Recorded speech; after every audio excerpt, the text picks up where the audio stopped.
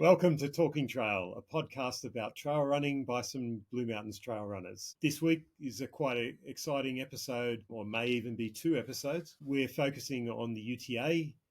We've got some great guests. We've got Mackie, who did the 100-mile race, the inaugural 100-mile race at UTA. We've got Rhett Gibson, who competed in the 100-kilometre race. Emily Brunt, who competed in the UTA 100-kilometre race. And we've also got Tom Payton, another local Blue Mountains runner who took on the UTA 100-mile race, and it was his first miler.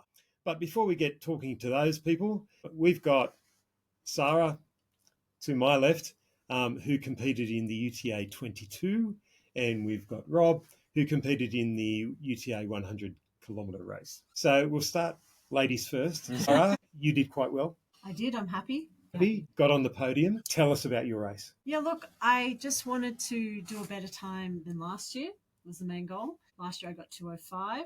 I have done a lot more time out in course this year. Rob and a crew that we get to do Kadumba a lot. I know Kadumba, I know all the curves, I know her turns. So it really made a difference, especially from that second river. I used to always find that such a challenge from that second river to Sewage Works, and practicing that a lot more. I kind of found the bits where it relents a bit, where you can kind of enjoy it a bit more and then go.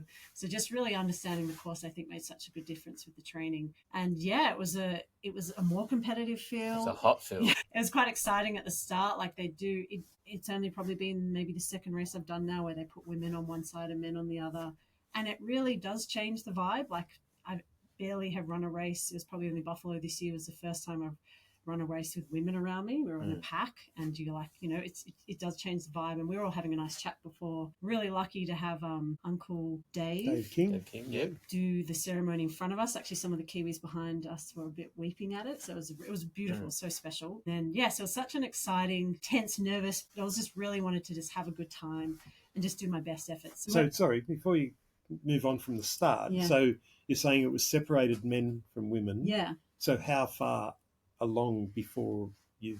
They try to do it for a while. Like they don't just do it for the picture, for the front row. Like they were trying for quite a few minutes before the start. So did they have sort of like a trail of flags down the middle? Not an official anything as an obstacle, but they kind of just say like, women on this side, come on. And like I did UTK last year too, where they also started it, but I feel like they're ramping it up more. And I guess more women are now knowing that it's happening, and you get a bit more confident to do it. It's a bit scary once you jump yourself and you're in the second row or whatever. But no, it does. Yeah, it is a cool vibe, because then you're just around all women when you start, which just. But you are running alongside a pack. So you said like you're in a pack of women, but there's a pack of men right next to you. Well, they kind of usually go off a bit faster. Yeah. But I guess it's the reality that it is essentially two races. Like I don't really follow the guys in a race. I follow the girls, or mostly my own race, but I do track obviously the girls a bit more than the guys.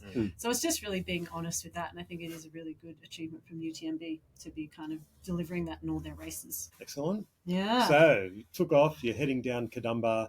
Were you following the strategy that you had in mind, like in terms of the pace? Yeah. So I went out at the pace I knew I can hold, and a few girls stuck with me for a while, I think, because they knew, I guess I was last year's winner. I knew I was being hunted a bit. So there were a few people with me, and then about 3 or 4 Ks in, the two Kiwis, they just gunned it. And one even gunned it more. It was amazing, her pace. She must have been, because I was probably on 3:30s. She would have been like nearly on 3s or something like that. They went down a lot harder. So I let them go because like I knew what I could do. That back half is a big back half. And I think that's the interesting part of the 22 is like my husband did it for the first time, and that was his main thing. He said he gunned it down and died at the end. That's what so many people can do. Situation normal for most of us. So it's really kind of that delicate dance of like, what can you persist down and then maintain up?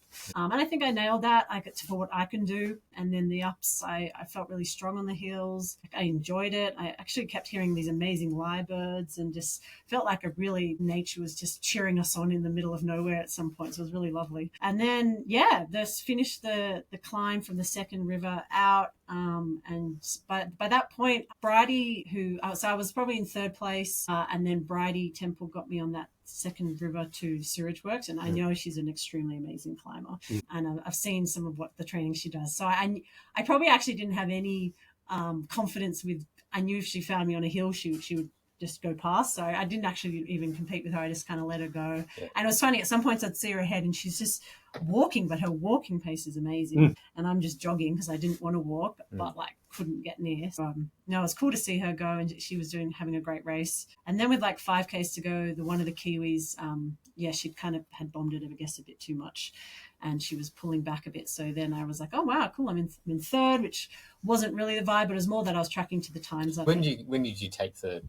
Around 5K, so just as you hit Lura Forest. Right. Lura Forest. Yeah, she was just I kind of saw her from 100 meters away, and then reeled her in. Like, yeah, you could tell that's the problem with this race. If you go out too hard, you really have nothing in the back end and you can't push. And it was muddy for us then, but nothing compared to what all the other races were. Imagine your section was from I was trying to. Yeah, and I'm so grateful for all national parks who chainsawed that section. Shout out to Eamon who did the 100. Well done, Eamon. Yeah, I know, and just kind of enjoyed it. Like, reeled myself in. There's these amazing turpentine trees with 3.5Ks to go that I always like love to touch and just be like, yeah, you're bringing yourself home. And then got to the bottom of Furbar, and they actually said the second girl was a minute ahead. But again, knowing it's Bridie and she's great with stairs, I was like, well, we'll see. And I just enjoyed the stairs up, and just such an electric fun finish. So I saw you coming up the stairs, and it was really quite a highlight. And Bridie came through; she looked pretty good. You looked equally as good, and you were very close. So it was so really nice getting impressive. you cheering. Actually, Yeah. I was at a pretty dead spot there.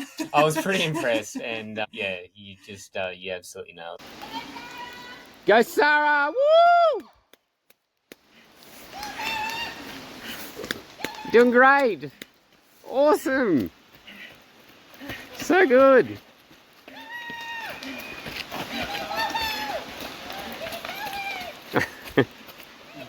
And when I think of, like, I don't know, what was 2,200, 300 people in that race, and you got a podium. It's amazing. And a 3-minute PB. I did want sub 2 hours. I was gunning for sub 2 hours, but I think, maybe with a bit less. But that's the thing. You took to like, you always run to the conditions of the day. Yeah. So, but I also think with a bit more. Yeah, I should have. I usually try run more of Furbar, but at that point, I kind of knew I was in third, and I don't know. I kind of enjoyed it, I guess. And didn't want to like lock up. Yeah, it's a hard one to know whether to like how much to push that last bit. It's only a K, but it's not an easy K.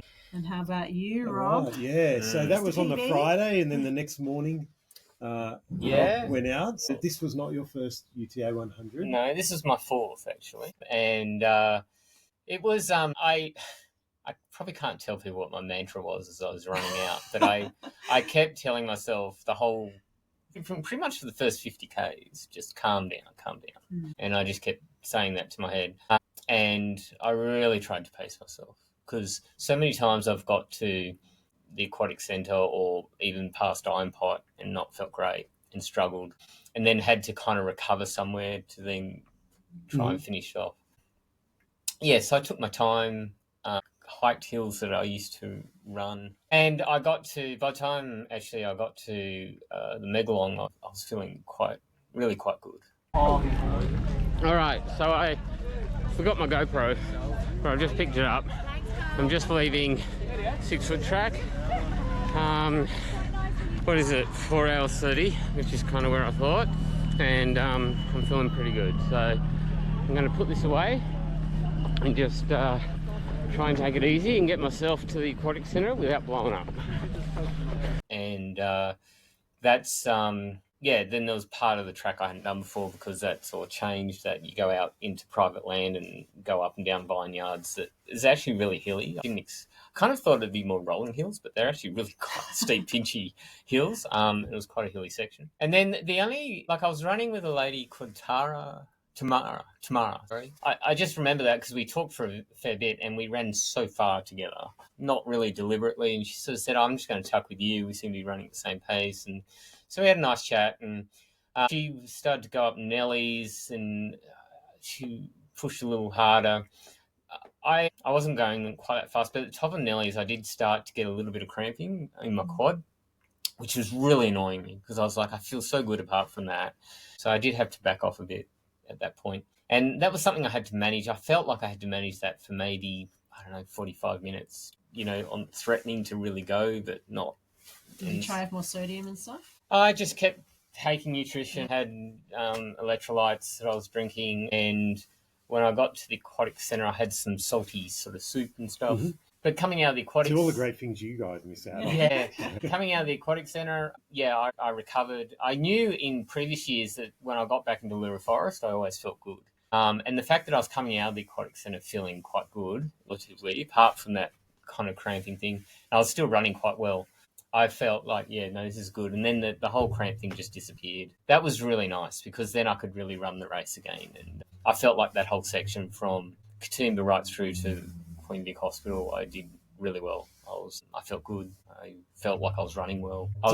We debated on an earlier podcast about when we would take. Yes. So did you start the race with poles? And actually, as the rules are, you actually have to, if you're going to use poles, you have to have them at the start and you have to carry them all the way through. Okay. So I did search it, but on the UTA, that is a rule that you actually have to have, if you're going to use poles, you have to have them with a different start to finish. Right. So, I took them and they were... But you got them out? I used them early on, and even going out Narrowneck, there was some steeper hills. I used them there. Okay. I decided I was just going to try and preserve my legs as much as possible. I used them going up Iron Pot, and then coming out on that hill out of Dumfries, I used them going up there as well. And actually through the wineries, it was really quite steep, so I ended up using them there. And then I put them away, and then didn't pull them out to Millie's. So I did use them quite a bit in the first half. When I think about it. But I had sections where I knew I was going to use them and other sections where I knew I was going to put them away. I quite like putting them away because it means I'm going to run for a good stretch of time. So, all the way to QVH. And the whole way I was like, I'm right on the cusp of this 14 hours. My goal was to break 14 hours. And so did you have splits mapped out for a 14-hour finish? I knew that if I was going to have a really good shake at it, I'd have to be out of the aquatic centre by 7 hours. I was right there. I was right on it. I think I might have come out with a 7 hours and 5 minutes or something at the aquatic centre. So I was kind of hoping it was like 6:50 because then I would have been quite confident that maybe I could do it. And then coming into QVH, I knew again I was right on the cusp. And so I made a deliberate effort. I was running down Tablelands Road towards QVH. I decided this is going to be a super fast stop. I'm just going to get in there, get what I want, and get out. And then, just see how it goes. Because I knew I was right on the edge of it. So I was just pushing it the whole way. And then, I struggled a bit coming up the hill at the back end, that last hill coming from Lura Creek. I think everyone's struggling as well. Yeah, and it was super congested. There was like so many milers, so many 50K runners, the back of the 50K runners. That I was hitting. And, I mean, they were great. Like, they all made efforts to move across. But some people weren't in great shape. And, the paces were with them as well. And so it was really, really busy and super muddy along there. So that made it a bit tricky. And even going up further stairs was really, really congested. So there was a bit to deal with there. And I just remember thinking that this is quite different from previous years, the amount of congestion in that section. But so you had milers and 50Ks. Competitors and 50K runners. Yeah, all coming through. And so you didn't know whether you're passing, because normally you'd know whether you're passing another 100K runner because they're probably moving still okay, or you can just tell, and versus a 50K that's taking that's having a big day. And the milers are but more now the obvious milers, now the milers were there as well and paces. But it just got really confusing. And you didn't know if you're passing people. I suppose you don't know if they're going to pace up because the pace is on the front. And you're coming up behind. And everyone had their high 50K runners. Well, everyone had their high vis vests on. They made it like. They made me put it on at. I managed to get it all the way through. I thought I was going to get through the whole race without putting my high vis because I hate them. But they made me do it at the Series Works, which was a bit odd. Anyway, it's very odd. I have to say, you're not any traffic. I agree. My whole idea of why we need them was for roads. So once I started heading down Canumba, I thought, well, that's great. I'm done. Yeah, so that makes sense to put them on at the end of 6 foot as you go through that Bonnie Doon section across to the aquatic centre and then through Lura and bush. Yeah, but like Series Works. I said, you serious? Anyway, so I put my run vest on, so everyone had them. You couldn't really tell whether who you're passing or whatever, but it was very congested. But in the end, I got a PB, which well I beat my 2021 time, or was it 2022? I can't remember. I think it was certainly the last time that I ran the full UTA 100 course. 2022 was the one that went out to McMahon. Yeah, so it was then 2021. So that's 4 years ago. So you've got some bling, you've rolled along. So they did make, I'm a bit torn about this. So this is the silver buckle. This is what I've been chasing. But they gave out silver buckles because of the delays at Duncan's Pass. Mhm. And so they extended the cut-off for the silver buckle by an hour. They did. Came in 14:13, so I was 13 minutes off. And I don't know if I really feel that I've earned a silver buckle, but I've got one. So, I think you should. we should maybe leave that for people to let us know. But I feel like, it's not quite legit because I just wanted the 13. I wanted a 13 in front of my name. But anyway, they gave me a silver buckle, which was really nice. And I was very happy at the time. And I felt like I did about as good as a race as I could on the day. With a 14 to 15 minute PB. Yeah. That's amazing. Yeah. Well so done. I was happy. Yeah. And the one thing is, I don't often, not this is a real plug, but one of the big changes I had was that my feet did not get sore until I was going down Kadumba. And that's quite a change for me. So it's just a testament to improvement in shoes, I think, because I remember running all that time up until probably towards the end of going down Kadumba, just how happy my feet were the whole way around. So Did you that was keep fantastic. the same shoes and socks on? Didn't touch anything. I did not. At the aid stations, I had different socks, I had different shoes, I had different shirts. I didn't change anything all day. I just ran and just went in, and I would have spent so much less time in the aid stations than what I have in the past. And I think that was because I was feeling much better. So would people be surprised to know that you were running in pretty Japanese? I doubt it, but they were super comfortable. So besides, not changing the shoes and socks, you said you were faster through the aid stations this time around. So next year you've got this sub-14 pure sub-14 goal, because we haven't talked about it, but I've got a sub-14, so he's got a target time to beat now, given he's younger. Did you do your sub-14 when you were in your 50s? No, probably late 40s. Yeah. Where do you think you could knock another 20, 25, 30 minutes? I truly think I need to, I think a lot of the leading I did was really good. Certainly, I felt my ability to run better was a lot because of how many reps of Kadumba and the sort of run. So you're doing a lot of training with faster people? I have been, the amount of times I'm chasing Sarah up a hill, and every now and then I think, I can do this, and then I realise that she's just playing with me, but that's fine. But so running with some really good runners like Sarah and Henry and Caitlin has been amazing. And it's just been nice to go out with people that forces you to go out and do those harder runs. And so that's been really good. Where could I make improvement? I think more strength training. I think clearly I have a bit of an issue with some cramping, and generally it gets me at the end of the big stair climb. So I think it's got to be stairs. So more strength than electrolytes then? I think so. I think it's strength and stairs would be like if I was training to do it again in 3 months' time, I'd put a big focus on that. And I think on a good day, I think on a good day I could do it. Mm-hmm. I came away, previously I had time that was around 14 and a half hours. And I used to think, so for me, I was really fit. How could I find half an hour? Where could I find that? But I think easily I could find 13 minutes now. Definitely. And so it was just a bit of strength training. I think more stairs and just keep doing more of what I had been doing. I think would be the way to do it. Mm-hmm. Go and find those Ks that start with a 1.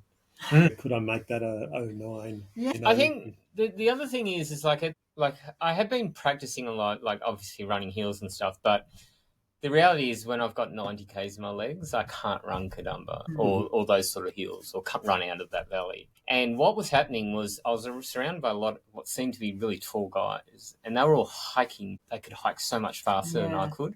Even with poles, I just couldn't hike that fast. And then when we get to the top of the hill and it starts flattening out before it goes into the single track at the forest, I caught them all up again, just running again. So I think maybe part of it would be trying to probably, if I'm really serious about it, it'd be finding some extra time in addition to doing all the running training I've done, but going and maybe just hiking, some serious hiking training and just trying to speed up the speed that I can hike at. Yeah. Because I'm a really crap hiker. Is what I've worked out. Yeah, I think, and as you know from doing the milers as well, that, you're not going to run the entirety of the race. Yeah. So, if it's going to be a fair chunk of time, a number of hours of walking or hiking, then, we should practice hiking. I think so, and I think that's where it could be, where certainly some improvements could be made. Awesome. Yeah. All right. Well, on to the interviews. We got some. I was going to say we got some fantastic interviews coming up. So we got some people that were at the front of the race, and they've got some amazing stories about how their race unfolded. And we've got also some people that first time milers, some other people that have done milers before, but all very different stories. And I love the combination of some of the more the pointy end type interviews, but then some of the more general interviews of people that are more like, I guess, like you and I, Rob, they're out there just trying to achieve our own goals. And I think very inspirational stuff. Yeah, we've got some great stories coming up. Yep. So on to those stories. Well, welcome to Talking Trail, a podcast about Blue Mountains running and runners. Today we have a very, very special guest, Mackie. You're a legend up here. You've run for, as you just recently told us offline, but since 1999 in lots of races, so over 25 years of very successful races. And most recently, we want to hear a bit about your UTA miler. Might not have been the best day, but I think that's like such a good story to share because everyone has the ups and the downs, and I think that's all a part of it. But welcome to the show. And thank you very much for having me. I feel very honoured. Oh, good. Thank you. Well, firstly, we'd love to hear, what got you into running and how did it all begin? A very good friend, John Glenn, who is also an amazing trail runner in the Blue Mountains. He's not here now, he's up North Coast. And he said, why don't you have a crack at the 6 foot track? And I said, how far is the 6 foot track? He said, it's only 46 Ks.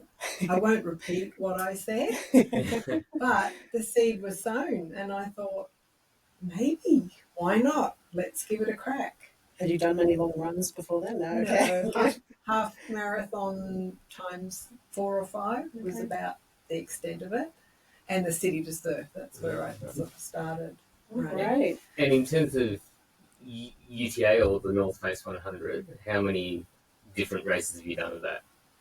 I've done 4 100s under the North Face banner, and then I've done 250s and 4 22s under the UTA. So the idea of the miler was, well, tell us a bit about that decision. Because I struggled with it, and I decided it was too much for me. So kudos to you for making the decision you did. Well, it was interesting because we were all discussing and I said, you've got to be crazy to look at that course. It is so tough. But again, the seed gets sown and you think, how awesome would it be to participate in the inaugural miler of UTA in your own backyard? It would just be so wonderful to be participating in it. And so from there, we started looking at chunks of the course, and I knew, I'm living in the mountains, I knew a lot of them, and I thought, well, maybe, just maybe, you could do it. And then especially when they put the extra 2.5 hours on, I thought, well, that brings it into a little bit more. Into range? Yes. So, and is this a decision you're just throwing around in your own head, or is this with a group of people around a coffee? A bit of the group, but a lot, but also in my head. And they say if a race makes your eyes light up, you should have a crack. Yeah. Be a participant. Don't be a passenger on the sideline. Be a participant and have a crack. Yeah, and that's what happened. Yeah. So yes, I was very, very excited to line up. Very, very hopeful I was going to get through it. Yep. And the age category, you were in the 70 to 74 age category. Correct. Yeah. And I guess one of the thoughts I had when I first found out that you were doing it was I thought, wow, I found that really inspirational because I sit here and I complain about how old I am and stuff, and I really do. And it's but it's also like the amount of time and commitment that it would take for me to put myself up for that. That's right. And that's why it kind of kept me in the 100 kilometres. Yes. And so, and also knowing how tough the first 60 kilometres are, Absolutely. I thought, this is no walk in the park. This is going to be a tough commitment. So amazing that you made that decision. I found it really inspirational. Agree. So then before we get to the race, how was your race preparation? And what did you do differently to train for the miler? Okay, somewhat different to the 8 years ago, 2017, I did my first 2 milers. And In the same year? In the same year. Was that a smart decision? Was it okay? Well, I needed to do Northburn to qualify for the Great Southern Endurance Run. So that was in March, and the second race was in November. Okay. So it kind of was doable. And also, I'd have to say I was training to finish rather than being fast, and there is a difference. If you can get the endurance and strength in your legs, you can go for a long time at a steady pace. Yeah. But then cutoffs become a little bit tighter. So it's a balance. So for my training for the miler, was much less distance than I thought I'd be doing, but I found the longer, more time-wise, if I got over 5 hours, then I was finding the next workout I was a bit tired. So I had to pull back and do shorter, more intense. I might pick a hard section of the first 60 and do that well and leave it at that. And that's how and also I did an RPM, and also Lewis worked with me for good form. So this is Lewis Squadrita? Lewis Squadrita from the Lab Fit. Yeah. He was instrumental in getting a form. So I had a good economical body to work with. I wasn't wasting energy. So he was marvellous. So it was the running and those two things together. Did you have to practice nutrition, or you've kind of nailed that from the other races? Yeah, I did practice nutrition, but I have a feeling that the race ended up with all the mud.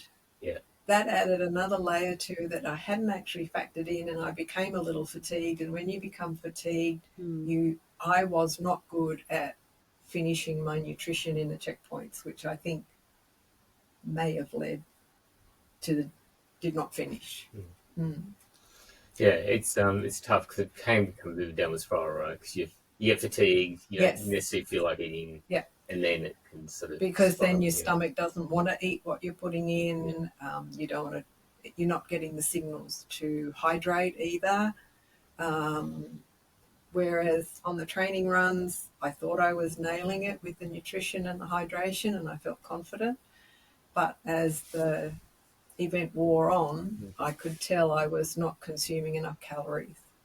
Yeah. It's a lot of hours. Even Megan, who won, I listened to an interview with her on Peak Pursuits, and she was saying she had a huge stint of the race where she couldn't get much nutrition in, and she still won it. But everyone has that issue. It's not everyone, but it's a tough one. It is something that can occur in the longer races because the body is under so much stress for so long that it just. So I'm interested in your race plan versus how you executed, and did it go out how you kind of did? Yeah, tell us a bit about your race plan and whether you sort of stuck to it and how it played out. I did, and that's what's so upsetting. We had a plan. We had roughly paces. We had time we were expected in at checkpoints of about a half an hour. Yeah. Like the possibly quickest and the slowest we could afford to not get too close to the cutoff. And we all nailed that right the way through to the aquatic centre. So we didn't were creep up within that half an hour window. So the aquatic centre is how many k's? 117, I think. Yeah, wow. You're well into the race, Yeah. But I did, and I left there feeling confident because I still felt good in the legs. Yeah, they were heavy, but they still felt like they had more to give. But halfway to the Fairmont, the body just suddenly started to shut down on me. Yeah. And I was leaning over and I needed to sit down. I tried to have some hydration. Then I'd get up and keep moving again. And I'd get up a bank of stairs and then I'd have to stop because suddenly it was like this big wave of fatigue had struck. But up to that point, I was on track. So where were you in the race when that happened? Probably not far past getting down giant stairs. Yeah. So that's when a little bit of panic hit and I was trying to contact my pacer and my crew to let them know I was struggling and my back had seized up. So you didn't have a pacer at that Not at point? that stage, no. So had you used a pacer prior to that? I had used Mike Kelly down in 6 Foot Track. He took me round the loop, met me there, and that was wonderful. That was great because I knew 6 Foot Track, but I didn't know what we were going to find through the private properties. It's quite hilly. Yes. As it turned out. More hilly, and we came up to one hill and we all nearly fell over backwards because there on the track were about 3 or 4 of the cattle looking at us. They were nearly as frightened as what we were of seeing their big heads in our head torch. Yeah. But yes, that had more to it. It was not gentle undulating. No. Yeah. And it got worse as you got down to Cox's River. It became very, very steep. I had heard that someone had messaged one of the organisers during the race, and then they just got this message out of the blue saying, "How do I move cows?" Yeah. We just walked around them. We didn't attempt So they didn't move. You did have to walk. Yes, around. we had to walk around. They just looked at us with big brown eyes. And I presume when you went through, like an issue that pretty much everyone had, I think, that went out that way was Duncan's Pass. What condition was that like when you went through Duncan's Pass? Am I allowed to be? You can say whatever you like. Okay. Look, a bit of background. I had never done Duncan's because I'd always used the ladders. Yeah. In a big training run, we did that, and I actually lost my footing and slammed back and winded myself badly. Right. So I was heading into the race already extremely nervous about that section. And when I got there and saw the condition and the rope and the carpet that was all sodden and slippery anyway, I was really, really scared. But just took it steady and got through and sighed a big sigh of relief when I got the other side. There was no congestion at that. Not for us. Yeah. We moved through. I didn't have to wait to head down the ropes to begin with, nor around the corner and back. I did slide under the rope a few times. It was pretty slippery. It was really slippery. Because I couldn't get hold of anything. It's the muddiest I've ever finished a race other than the mud run I used to do. I've only just got the mud out of my nails.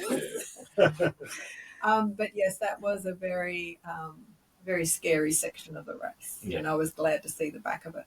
And we had a wonderful experience as we were heading down. The moon popped up, this big orange moon to the left of us. So that was quite special. Well, that would have been the first time you had clear skies for a while. I mean, Yeah. You started in the rain, didn't you? Well, it did. It was, do we stop and put raincoat on? No, we'll get too hot. We'll just soldier on. Yeah. So it was beautiful. Yeah, there was that sweet section on that Saturday, which the weather turned nice, but the course was still super muddy. Yeah. So that was a very scary section. But rewinding it one more step, I heard and I saw beautiful footage of the start. Can you walk us through a bit what happened at the start? Oh, the start. Well, so amazing. We had David do the welcome and it was all lit up, and Tanya did the introduction and everybody was all pumped.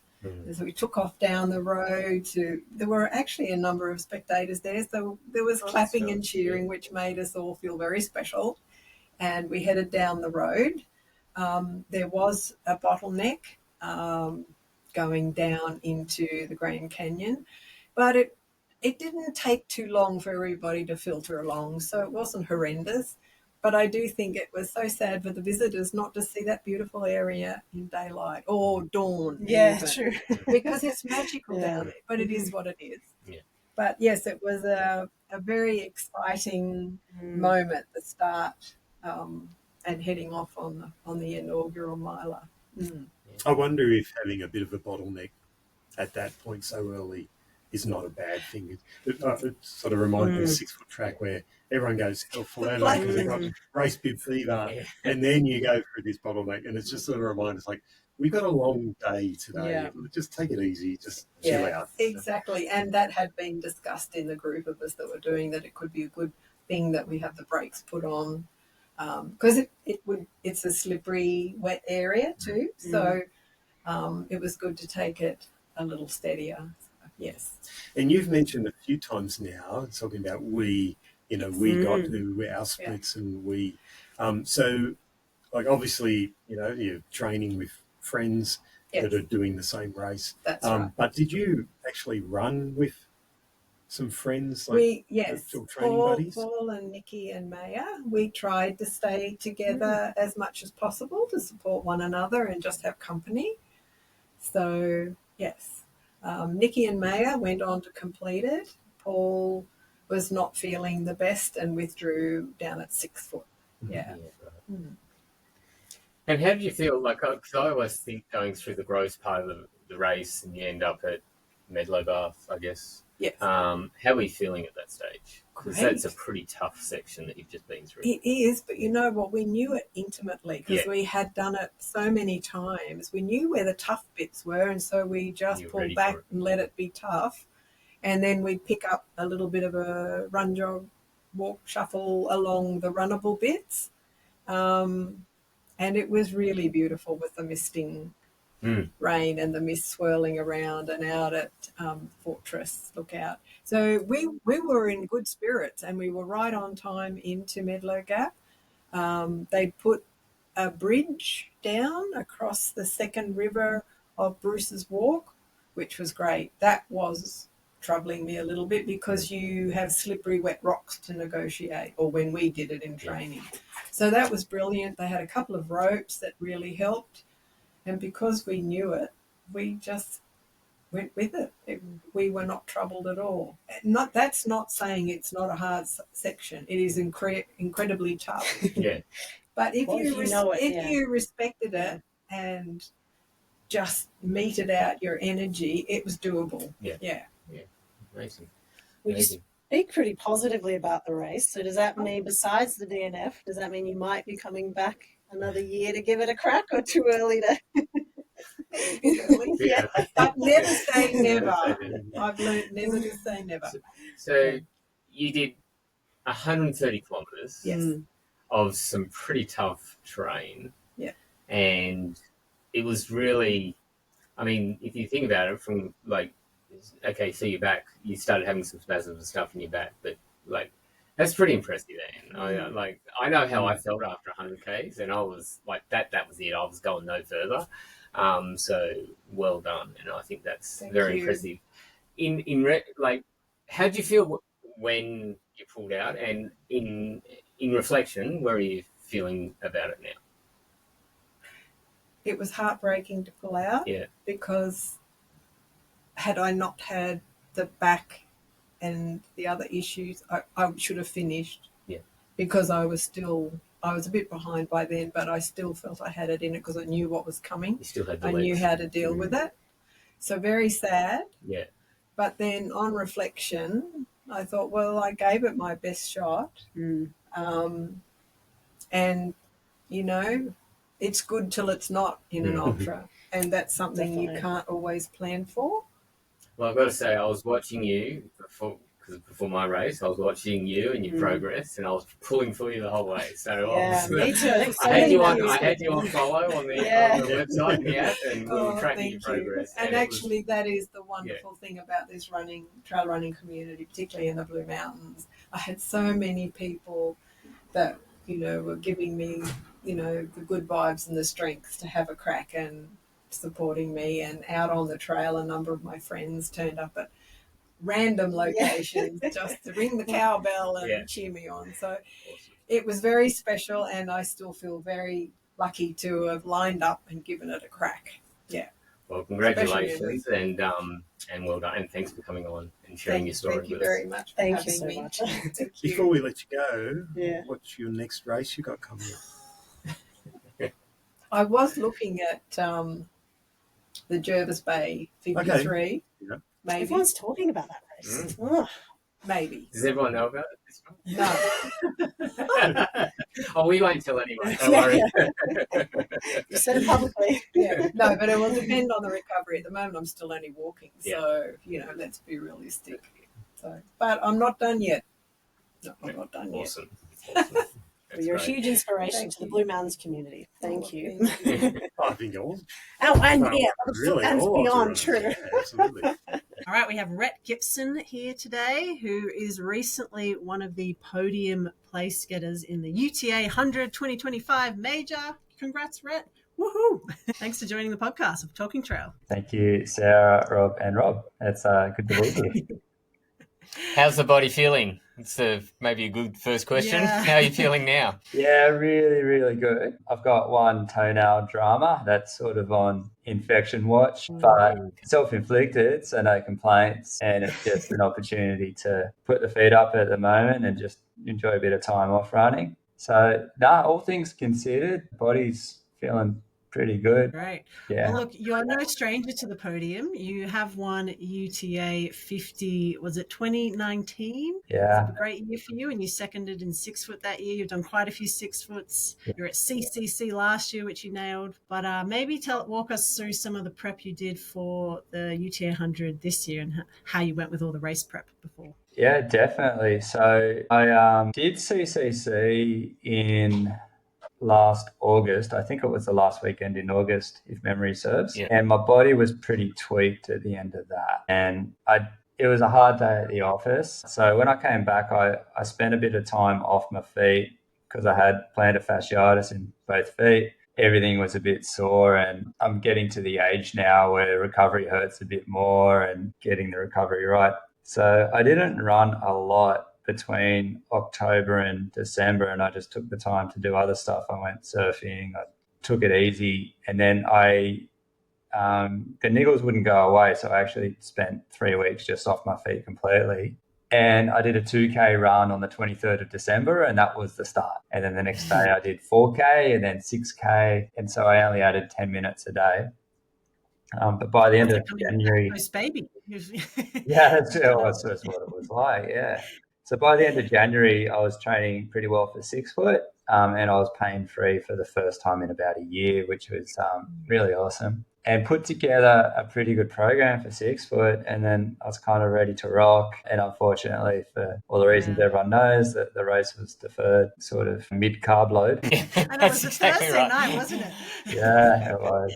Did you have the same reaction that I had, which is I've done all this training, I've got to do something, and I just signed up for UTA 100? Well, no, it's funny you say that, Rob. So the first thing I thought is maybe I'll give my 12-foot time a nudge. And then I sort of looked a bit closely and saw that the track was well and truly shot. And then I ended up going for a really good run the next day and sort of relived in my mind what might have been. And then just basically came to Sydney, took a day or two off and then back into it and started training for UTA 100. So I think at that point I'd only had off, I don't know why, but stupidly I wanted to see how many days in a row I could run leading into 6 foot. And so at that point I'd only had maybe 2 days off the whole year and just turned it into a UTA 100 training program. So between 6 foot, or the 6 foot that never was, I guess, and May, I spent a lot of time on the back 50 part of the course in the Jamison Valley. And, I've got a young family, so I didn't really get the opportunity to put in some 5-hour days, but I did plenty of 3-hour days and then just lots of running wherever I could. And I split my time between Sydney and the mountains. I'd find myself at lunchtime. I'd find myself before work. You know, if I work up in the mountains, I was doing giant staircase before work and then Nellie's at lunch and just trying to fit in whatever I could whenever I could. Baby's asleep. No, it was a really good life and absolutely loved it. And then so the only, I think, they say that the perfect program exists on paper only. And that's very true. But I think the only hiccup to the program came where I was going to do a pretty solid long run before the taper about 3 weeks out. And you might remember the weather was just rubbish that weekend. And I was finding it really hard just to get out and about.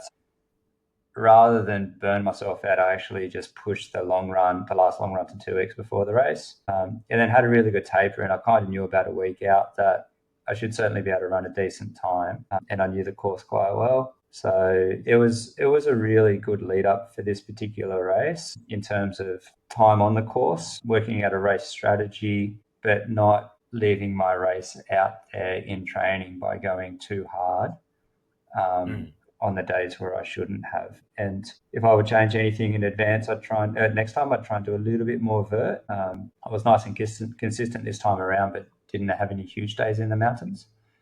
Yeah. And every runner after UTA says this, a little bit more time on a little bit more stairs. Probably just looking at how I went compared to the others at the top of the tree. That section between Katoomba and Fairmont, I think there's a little bit more potential to maybe bring through the performance I had in the 50 into a 100-kilometre race when you've got 50 Ks under the belt. I didn't feel tremendous on those good old amphitheatre track. I certainly didn't feel bulletproof going through there. So it's, as with all of these runs, you take a lot of good things from it and you take some lessons about how you can improve next time. And that's probably the one for me, is seeing if I could get a few more runs in with all of the staircases off the back of maybe a 5-hour run or something like that. Yeah. Yeah, okay. And then, so the race itself, how was your mindset and nutrition? Absolutely bang on. So mindset was really good, really zen, if you like. So my joint's only a mile from the start line. And it's kind of, I don't know if you know where, when you pop out of the 6-foot track section and you come through the Bonnie Doon section, it kicks you out onto the road at Narrowneck Road. That's where our place is. So it's an easy run down the hill in the morning, and I kind of did all my warming up and everything at home, and then I think I got to the start line 4 minutes before the gun. I was ready to rock and knew that I was on for a pretty good day. I'm guessing you didn't do what I did, which is when I got to Narrowneck and I saw the Phantom Falls coming over, I stopped and took a video. It was so impressive. I was like, I got to get a video of it. But I guess you didn't do that's that. the attitude to be in, right? So I was I was sort of at the rate. I don't know what the competitors feel like, if they just want me to shut up sometimes, but I'm sort of pointing at things going, check out the sunrise and check out the Phantom Falls. Even just check out the valley below where there was the inversion. No, I was more stoked than anyone. And so that made running Narrowneck a pleasure. But yeah, in terms of mindset, I kind of didn't care where I placed. I very much go out that, like, just run the course as well as you can. Where you place is a function of who else enters and how they go, and you can't really control it. And I'd rather run a great time and come 10th than feel I left potential out there and come first. That's probably going to leave you wanting more. So you hadn't been scanning the start list and the... No, mate, I don't look at any of that rubbish. People going to me in the race before, do you know what the other runners are like? I don't even know. Like, because think about it, how's it going to play out? Either you think you're going to crush it, and then you start to get nerves, or what if I don't? Or you get deflated because some gun from overseas is in the race. I just turn up. And so I just intentionally try to avoid looking at the weather forecast and try and avoid looking who's in the race, so that you're not burning yourself out mentally before the day, which is pretty funny because, like, in the first K, I was kind of at the front, and then the eventual winner went past. And I said to someone next to me, he said, he looks pretty good. And he said, this guy's an amazing runner. And I said, okay, I hope so, because he's going pretty quick. I did watch him run up that concrete hill at the beginning of Narrowneck, and he looked like he was doing it really easy. And I was like, well, he's either super strong or he's going to have a short day. But he ended up being super strong. Yeah. And how many people do you see ruin their race because they try and stay with someone who's got different strengths? It happens so often. And the same thing happened when I did Kosciuszko a few years ago. This bloke on the start line, you could see from the size of his calves that he was clearly a pretty good runner, and he took off, up the ski field. And someone said afterwards, "Oh yeah, he's sponsored by Red Bull, and he's either won CCC or done really well." I went, "Oh, okay." And it's better to find that out during the race, and then just you kind of absorb it and stick to your own plan. We did get to Narrowneck. I remember I was talking coming back to this race, we got to the end of Narrowneck about a minute ahead of where I thought we should have been. Because last year we got to the end quick, and I thought maybe too quick. And then this year we got to the end of Narrowneck about 30 seconds or 60 seconds ahead of that. And then the guy ringing the cowbell goes, "Oh, the winner's only 3 minutes ahead." And I thought, he's run Narrowneck at like 4-minute pace. Is he going to have the race of his life, or we're going to see him sitting on the side of the track? We'll wait and see what happens. So I didn't see him again after that. He was off. So was it a bit of cat and mouse where it looked like for a while you were kind of in a bit of a pack, and then you seemed to break off it and hold your position? So how was all that? Yeah, it was really nice. So for the Narrowneck section, you kind of settle into a groove. And I met Matt Crean in person for the first time ever. So I think we kind of just spent the first hour chatting to each other and getting to know each other. That was a really nice part of the race. And, once we started going, I didn't even know the ladders weren't in, right? So this is like my level of, I guess, being naive. I said, "Oh, do we have to do that goat track again?" And they said, "Oh, yeah, apparently the ladders aren't in." I was like, "Oh, that's terrible." And then at the time that we had to go down that goat track off the back of Narrowneck, a few other people I think had been sort of hot on our tail. So we just sort of went down there as a group, and it was very, very collegial, very friendly. And I kind of was clearing all the spider webs for everyone, I guess, at the front, but it was a posse of 4 or 5. And then as we went up over, is it Mount Marigold, whatever it's called, as you come down the little stair section into Medlow Gap, it was so wet. And I run out there a lot, and it was the wettest I've ever seen it. So there was caked on mud going down the stairs. And I said to the gentleman behind me that if anyone wanted to do something crazy down the stairs, they were welcome to, just tell me and I'll let them pass. And a couple of people did. It's not my strength, and I don't pretend that it is. So a couple of people danced down the stairs, and I lost 90 seconds through there because I could hear when the cowbells were going off when they went through. But then before too long, on the section between Medlow Gap and Dunphy's, kind of got a road running background, so the group reconvened once again. And then it largely stayed that way through Ironpot as well. And then again, old man Gibson lost them on the downhill off Ironpot when it's like a 45-degree downhill. I said, "All right, you young fellas, who wants to go?" And then they all took off. And then lo and behold, again, I caught them up Green Gully and caught them down the road into 6 foot. So at that point, it did start to thin out a little bit, and you could see, without having to look too hard and just being present, where were different people's relative strengths? How was the race likely to unfold? And how was I feeling? So when I got to the 6 foot aid station, that was a really big milestone for me, because last year I got to that aid station feeling $1 million.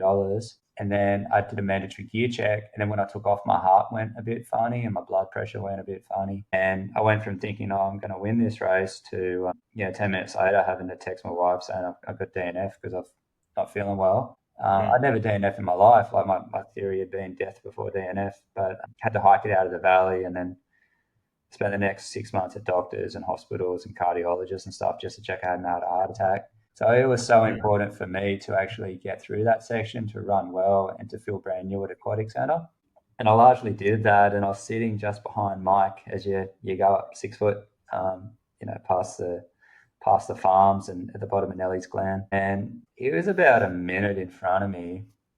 And I thought, and I don't want to reveal the mental games too much if Mike's listening, but I thought, I could run with him, but sometimes it's more stressful when there's someone just sitting behind you for a bit. I just did that. So I sat behind him, and then I was feeling fantastic up Nelly's.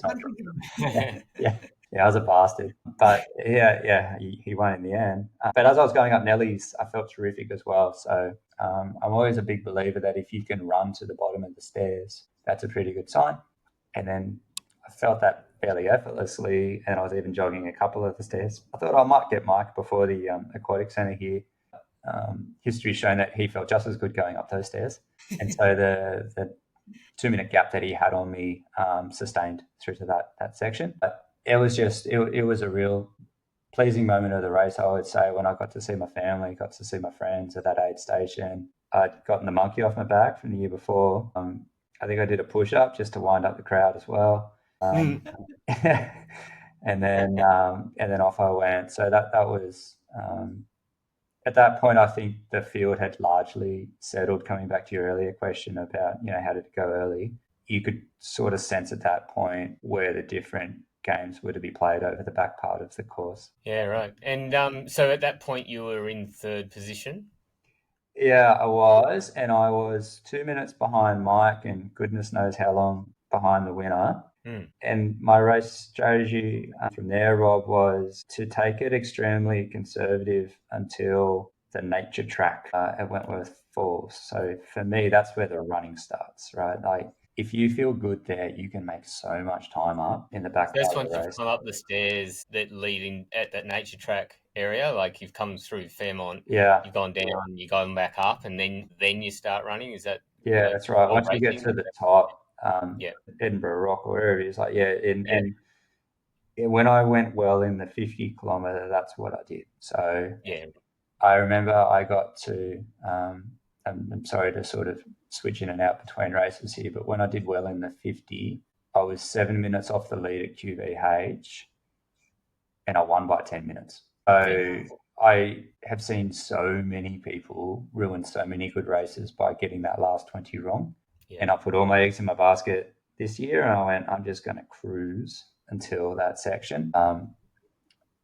And that's largely what I did. However, I would have wanted to have run some of those stairs more than I did. I would have wanted to have at least got into a bit of a jog. And I'm not throwing shade on the race organisers, but the track was extremely busy between Fairmont and QVH, with the addition of the milers, because you have to keep in mind that the miler, I'm talking like they're different species. The miler has been out there for a day and a half. They're sore, they haven't slept, and they've sometimes got two pacers with them either side, and they're holding their poles out like they're skiing, behind them. So the amount of times I almost got skewered trying to come through.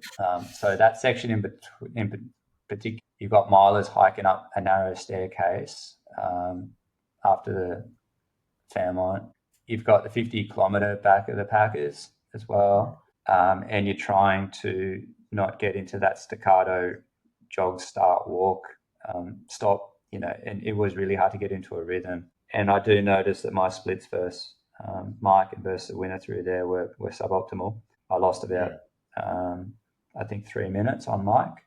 And then I suspect that if I was to look on Strava, that from the runnable section of nature track through to QVH, we would have been much the same.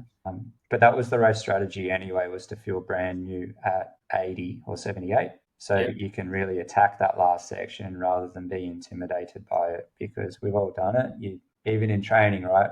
My friends call it the Widowmaker, where you're sort of running down into the Kadumba, the valley down there, and then you've got to come back out of it. Yeah. If you're not in a good headspace, it's a very long day at the office. So I was determined that I would sacrifice a little bit early in the race to roll the dice and come home strong. Worked for you. Yeah. So a little bit too conservative, though, in hindsight, maybe, or maybe not. It's hard to say, but Mike ran. The difference between me and him was largely that he put on a very impressive gap between Katoomba and the Fairmont. And then I think he also has 2 kids and you have 3, so I feel like you you say that he's got a newborn, right? So they kind of count for 2 when it comes to the sleepless night. But no, well, he's got more recent training of exactly. Maybe he's better to the miler. And then the other sort of thing that most people don't know, if you were just looking at the splits, was I got overtaken by Matt Crean coming down Kadumba. So I'd been in third spot for like 5 hours, and you're starting to think, oh, this is cool, And then when he overtook me, I went, oh, goodness me, it's just the beginning of the end. But I looked at the watch. I was doing 4:15s, and he was doing like 4-minute Ks, and I thought, I'm not going to throw my strategy out the window. We'll just wait and see what happens. And luckily enough, I was able to climb well and sort of snatch that spot back. So do you think that was like just experienced with the races that you've done in the past to know that like 4:15 is kind of what worked for you? And Like, how hard was it to sort of just stick to that plan as opposed to just say, like, oh, maybe I'll throw the dice and go with him? We've all done it, right? Like, you I kind know of, what I would have yeah, done. like, I would have destroyed my race. well, the other one too is you go, oh, I won't take the gel because I feel pretty good, or I won't Yeah. have the flask because I'm not thirsty. I kind of put a lot of time and effort before the race trying to work out a race plan, and then I stick to it. And then inside the last 20 minutes, you just go, you know. And so I'm not the fastest runner or the best runner, but I try to be the most strategic and just accept what my strengths are.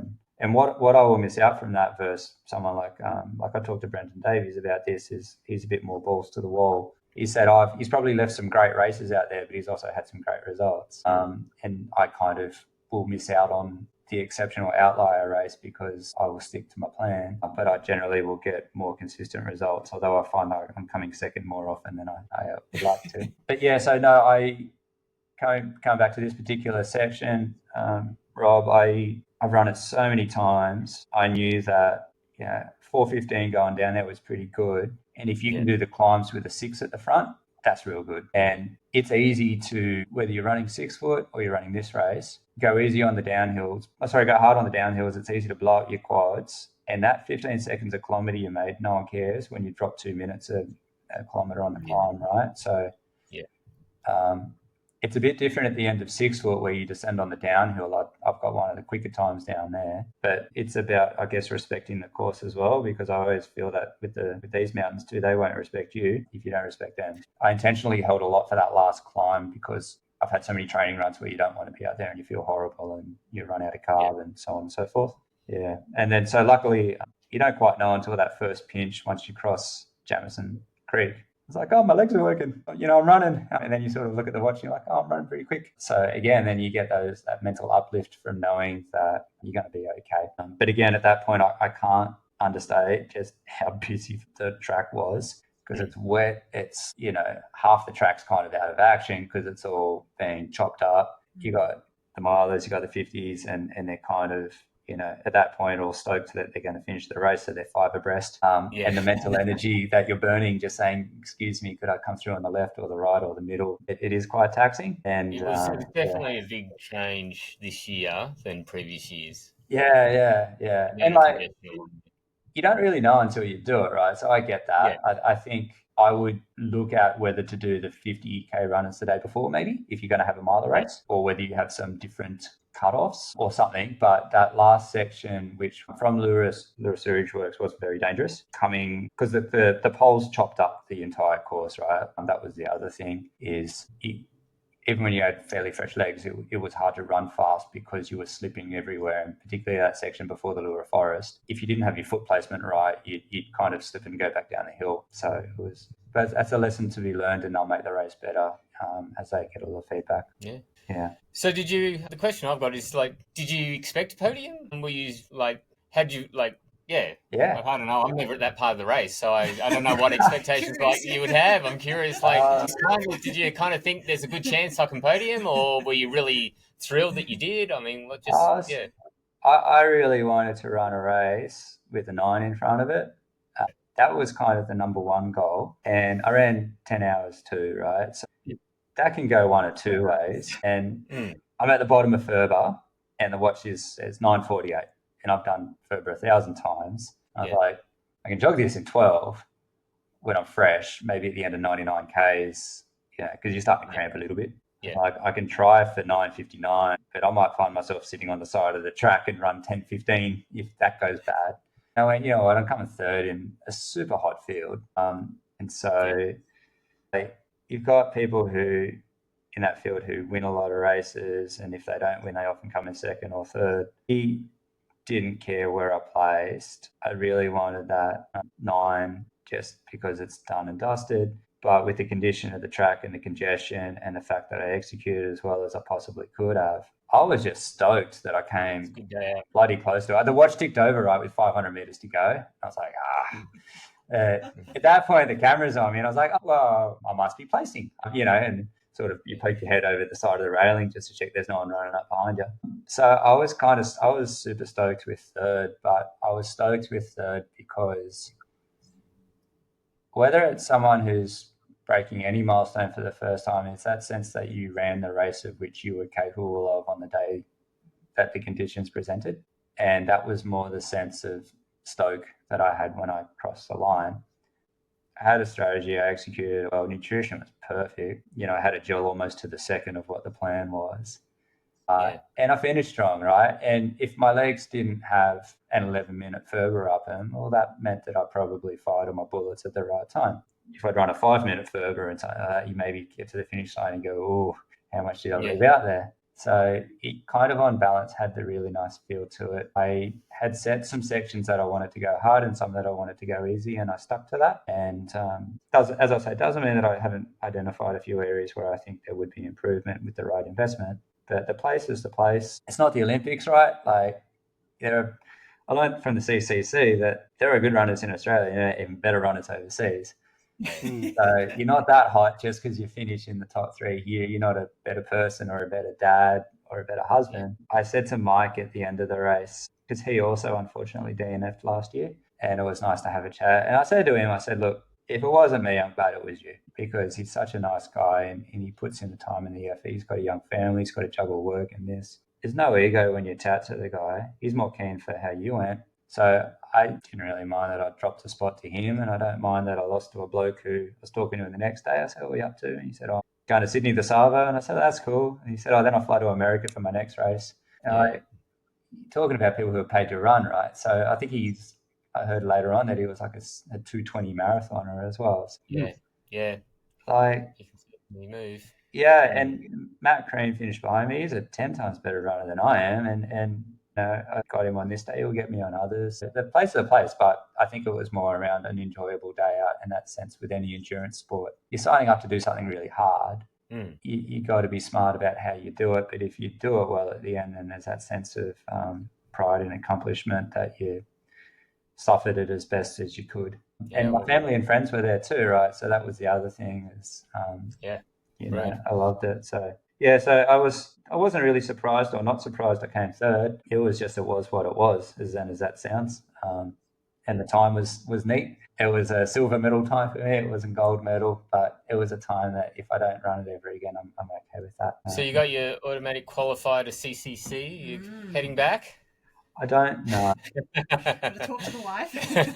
Yeah, she wants me to go. Yeah, Lisa wants me to go. I took some really big lessons out of that race, and I was just as fit for that as I was for this. But the Blue Mountains is flat compared to the Alps. And to give your listeners a sense, I saw a sign when I was running the CCC that said, next checkpoint, 6 kilometers, 1,000 meters up, 1,000 meters down. Like, okay. and the hills are just next level over there, and they're unrelenting. But what I found extremely hard was the altitude. The first part of that race is above 2,000 meters for a long time, and I didn't handle it well. I dropped a lot of spots that I then spent the next 8 hours trying to catch up. And also going, the last year was, you might know, there was heat wave conditions. They applied. I've got a hot tip for you. Yeah. So climb the Matterhorn before you do CCC and you get your altitude exposure. Yeah, I might get the heat as well, because that was the other thing that I... That was my 2023 strategy. Was it? Matterhorn. Yeah, Matterhorn, then UTMB. Well, I think that's what I need to do. But the other thing about the CCC is a lot of the European runners have got their 10,000 hours up on the technical stuff, right? And they ski in winter, and so they know how to pick a good line. I saw people dancing down rocks that I didn't think was possible. And if I was to run it again, I would really need to specialize in those areas where I really did not have anywhere near the capability of others. And it was funny in the CCC that when the race turned to flat, it was like everyone else was standing still. And I could make up some spots through there. So I would only do it for the experience, and if I really had wanted to do it. I only did the last one because my wife thought I would regret watching it on TV, knowing that I had the chance to run it, and she tipped me over the edge to then go and dive in. So I loved it, but I also don't like racing as a general philosophy, like the whole idea that you get validation out of beating someone else. I don't like. I like these races for the sense that the track is normally clear of tourists and you can get to go and run somewhere amazing and get fed nutrition on the way. And that you do get camaraderie out there. But some of my favourite runs have just been me on a trail somewhere. I don't have to pay money for it and do with all the stress of having to start at a particular minute of the day. That's not to say I won't do CCC or something else. I might, but I'll wait for the flame to burn before I do another race. I've vented 6 foot, obviously, because of the deferral. And I don't want to So you are doing 6 foot in September? Yeah. Yeah. I can't wait. Absolutely. I joked to Mo that, now I've got the B race out of the way. The A race can, I love it. Yeah. So, no, I absolutely, I love 6 foot. I've got such an affinity for that race. I find myself out there more than any other trail. I just love it. So I will run that with no expectation as to how I go and just run it for fun. And sometimes they're the most surprising results. And we'll see what happens after that. If I race again, I race again. If I don't, I don't. I'll run again, and I'll enjoy some big long runs in the bush and keep doing that. And I don't know about you guys, I just like things like disappearing into the wild dogs for a day. I want to go and find the plane wreck. I want to do K to K to K, right? Like that's the stuff that. Gotta have adventures. Yeah, I will pay someone to machete that trail for me so I can have a crack. Machete, Yeah. But for me, that's the fun. Like races are cool, but it's not the essence of, looking at somewhere really far away and go, I might jog to that and back, and then have a beer at the end of it and chat about it. That's what I love. I love those big 5-6 hour runs with no one else around. Well, Rhett, thanks. We've taken up a fair bit of your time, but thanks. It's been very generous of you to give us your time, and congratulations again on an amazing result. Absolutely. And an amazing race. And I'm glad you enjoyed it so much. So that's really refreshing to hear. Absolutely. I loved every minute. I loved every minute of the race and every minute of this chat. And I'd also like to just acknowledge Sarah's great race as well. Thanks, Rhett. So, yeah. 78 k's less. Same position. Yeah, but the siren goes off for longer sometimes on those shorter races. That's true. Give me 100k over a park run. Yeah. The suffering's more intense. Sure. Exactly. Yeah. All right, gents. Well, thank you again for the terrific chat.